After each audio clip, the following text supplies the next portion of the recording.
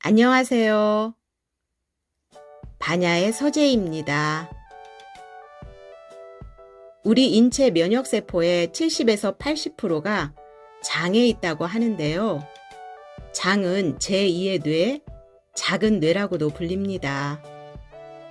장과 뇌가 연결되어 상호작용하기 때문에 장이 건강해야 면역력도 올라가고 뇌도 건강해진다고 하는데요.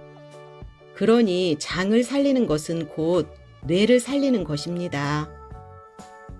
이처럼 중요한 장의 건강을 좌지우지하는 것이 바로 우리 몸속에 거주하고 있는 장내 미생물, 즉 마이크로바이옴인데요. 마이크로바이옴이라는 말은 미생물과 생태계가 결합된 것으로 장내 미생물 균총의 집합체라고 할 수 있습니다. 우리 몸속에는 사람의 세포수보다 더 많은 약 38조 개의 미생물이 있다고 하는데요. 대부분의 미생물이 장에 있다고 합니다. 장내 미생물을 구성하고 있는 유익균, 유해균, 중간균이 적절한 비율로 균형을 유지하면 몸이 건강한 상태로 이상적이지만 스트레스, 잘못된 식습관, 약물 과용 등으로 비율이 깨지면 질병으로 이어질 수 있다고 하는데요. 실제로 장내 미생물, 즉 마이크로바이옴이 아토피, 류머티즘 관절염의 면역질환, 비만, 당뇨 등의 대사질환, 그리고 우울증, 치매, 파킨슨 등의 뇌질환과도 연결되어 있다는 보고가 계속 늘어나는 추세라고 합니다. 장내 미생물이 우울증에까지도 영향을 미친다니 정말 충격적인데요. 세로토닌의 약 95% 정도가 장내 미생물, 즉 마이크로바이옴에서 만들어지기 때문이라고 합니다. 이렇게 미생물들은 주치의보다도 더 심오한 영향을 미치면서 우리의 삶에 깊이 관여하며 은밀한 역할을 한다고 하네요. 오늘은 장내 미생물이 어떻게 몸과 마음을 바꾸는지 미래의학의 핵심으로 주목받고 있는 마이크로바이옴에 대한 책을 소개하고자 하는데요. 바로 윌리엄 데이비스의 내 장은 왜 우울할까입니다. 저자인 윌리엄 데이비스는 저명한 미국의 심장병 예방 전문의인데요. 250만 부 이상의 판매를 기록한 세계적인 베스트셀러 밀가루 똥배의 저자이기도 합니다.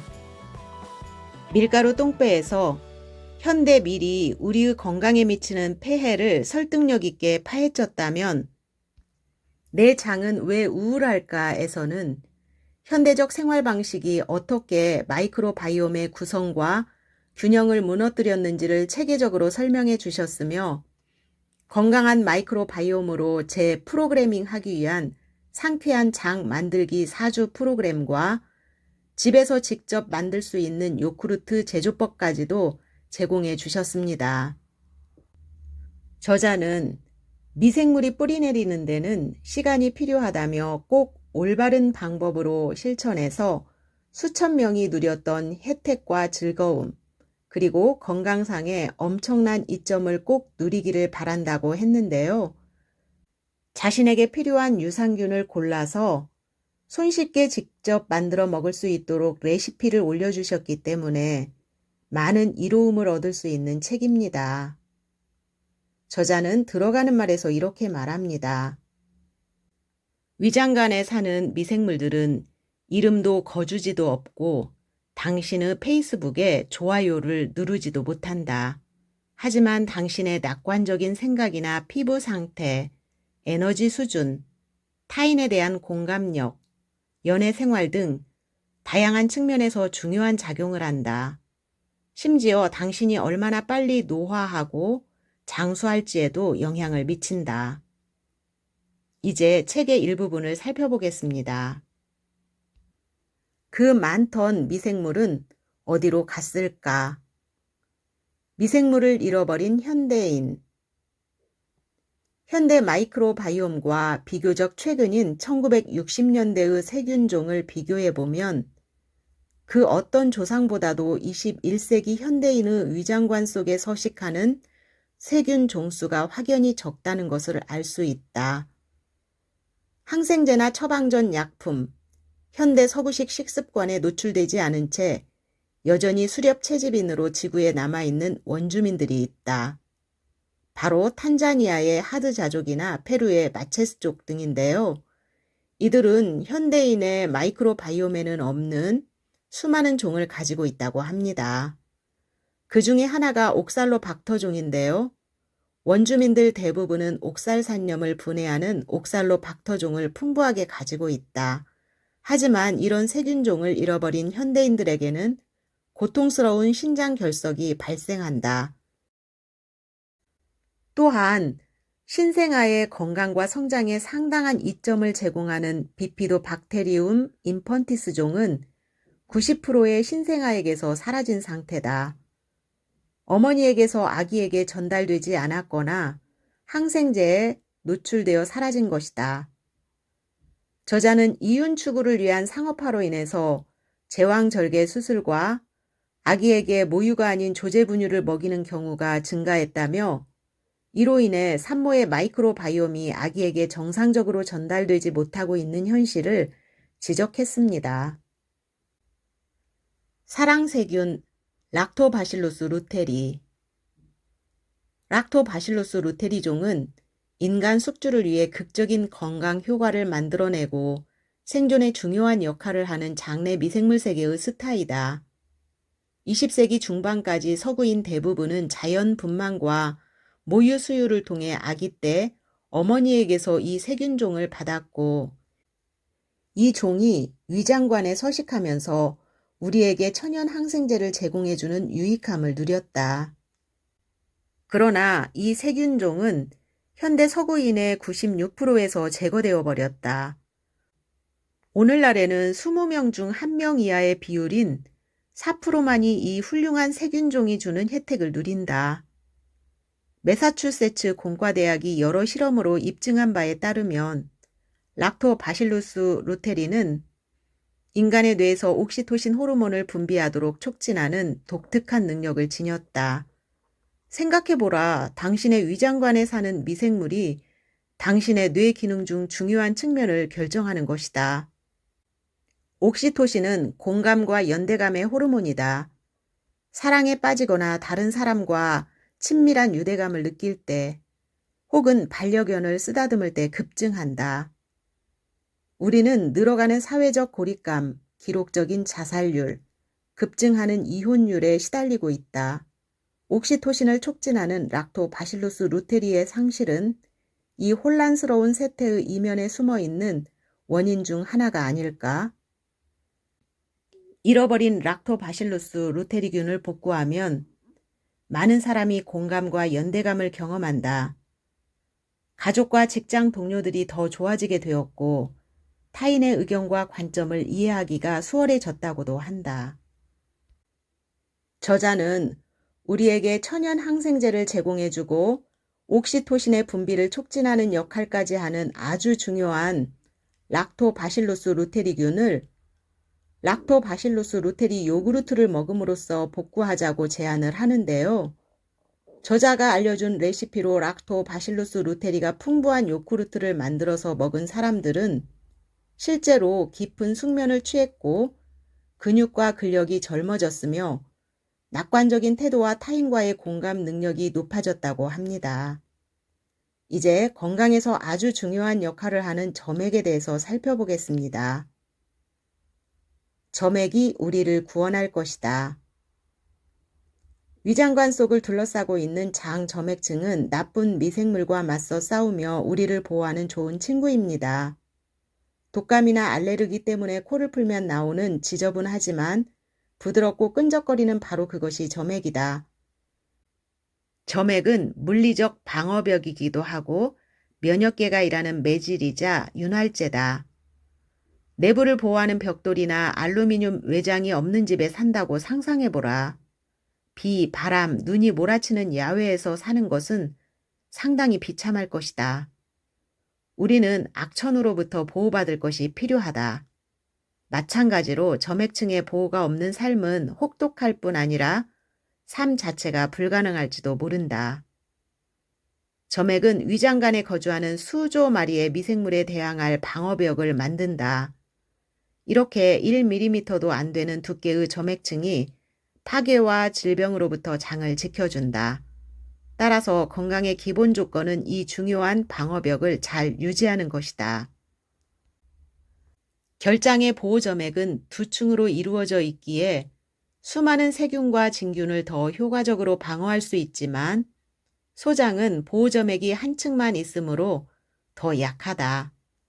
그런데 결장에서 소장으로 미생물이 올라와서 상부 위장관에 머무른다면 어떤 일이 일어날까? 엄청난 수의 미생물은 단층으로 된 소장의 점액에 구멍을 뚫을 수 있는데 구멍을 통해 미생물의 대사 분해 산물이 혈류에 들어가면 상당히 위험하다. 때로는 미생물 자체도 장 내벽을 뚫고 나가 혈류를 타고 온몸을 돌아다니기도 한다. 이 과정은 몸의 다양한 형태의 염증 반응을 일으키면서 섬유 근육통, 궤양성 결장염 등과 같은 질병으로 나타난다. 프리바이오틱스 섬유소가 점액을 지킨다. 프로바이오틱스와 프리바이오틱스가 혼동되지 않으시나요? 프로바이오틱스는 미생물 자체이고 프리바이오틱스는 미생물의 먹이입니다. 그래서 프리바이오틱스 섬유소라고 합니다. 보통 프로바이오틱스는 다들 열심히 챙겨 드시는데요. 이것의 먹이인 프리바이오틱스도 잘 챙겨 드셔야 합니다. 프리바이오틱스 섬유소는 장에 사는 수많은 세균종의 주요 먹이이다. 인간에게는 프리바이오틱스 섬유소를 분해하는 소화효소가 없지만 세균들은 프리바이오틱스 섬유소를 인간 건강에 중요한 대사산물로 전환한다. 이렇게 인간과 세균은 서로 공생관계인 셈이다. 그러므로 세균이 소화하는 일은 인간의 건강에도 매우 중요하다. 프리바이오틱스 섬유소를 섭취하지 않으면 미생물의 유익한 대사산물을 얻지 못할 뿐 아니라 특이한 현상이 벌어진다. 프리바이오틱스 섬유소가 부족할 때 증식하는 특정 세균종이 섬유소 대신 인간의 점액을 먹는다.